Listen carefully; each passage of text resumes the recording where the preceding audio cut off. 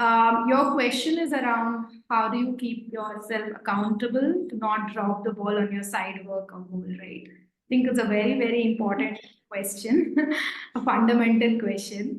Again, I'll share my experience. So there are two, three things, right? The first is, like I said, whatever side goal or work that you pick up, make sure you're really passionate about it. That's the only way you will take out time for it. So, for example, like this is a weekend, right? All of you are joining this call because I'm sure you're motivated to do this. Otherwise, there are like 100 other things you can do. So, I think the first thing is to really pick up something which motivates you, which gives you energy. Like those 2 3 hours that you pick up should contribute to the energy. So, pick such goals which will push you to take time for it. That's number one. Number two is like create a small goal and share it with your accountability partner. I've shared in the chat as well. For the Career Connect group, for example, that is exactly why I had created an Excel where I said, hey, every week I was nudging all of you to create some weekly goals and share with the group. Because the moment you share, then you are accountable for it, right? So, for example, for Growth Circle, I said every 2 weeks I'll publish a piece of content. And this is something like I've shared it with my friends.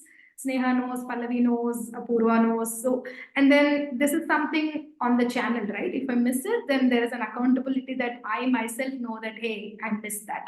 So it's something you could put it publicly. You can say, okay. Another example is 2 3 years back when I started writing on LinkedIn. I made a post saying I am taking up this challenge. I would like to do a post every week on LinkedIn, and I talked about it in the post. So and I put it on LinkedIn like 3 years back. So of course I was accountable for it. So I made sure every week I prioritized that. Right. So of course, two things. Like I said, pick something you're motivated about. Second is share it with someone. I think this group you can definitely use. I'd share the Excel. If you see I think Kushbu is not here, but she is one person. If you see that Excel every week, in fact, daily she's tracking.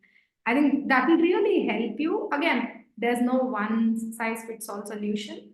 You can pick something very small. You don't need to do a daily tracking, just pick a weekly tracking and say, hey, I commit to do these two things. Then at the end of the week, just come back to the group and say, hey, I did it. Or you can say, I didn't do it because of these, but next week I'm committed. If you're not comfortable doing these in groups, of course, you can pick one or two people and just do it with them as well, whatever works.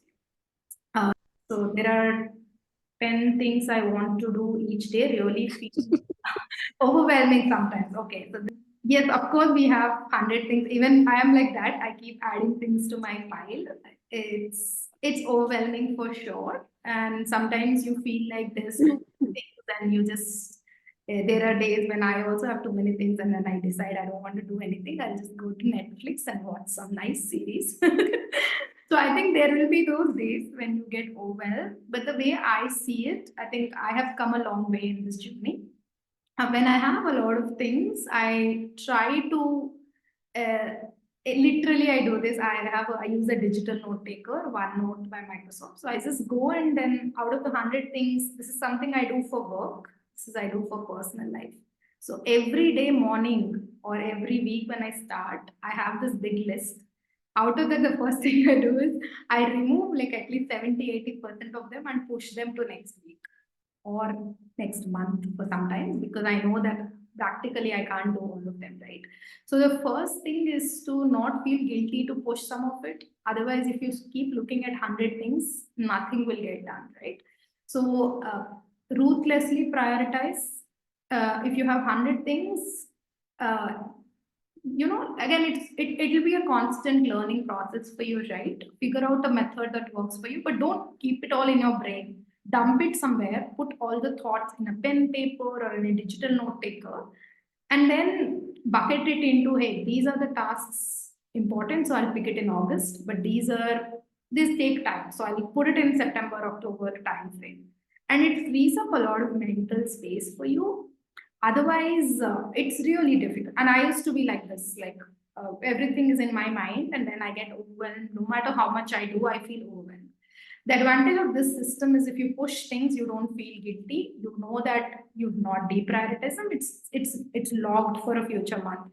Interestingly, when I look at that in September, sometimes I can eliminate that because it's no longer relevant. So it'll also help you to remove some of the tasks which are not of importance to you.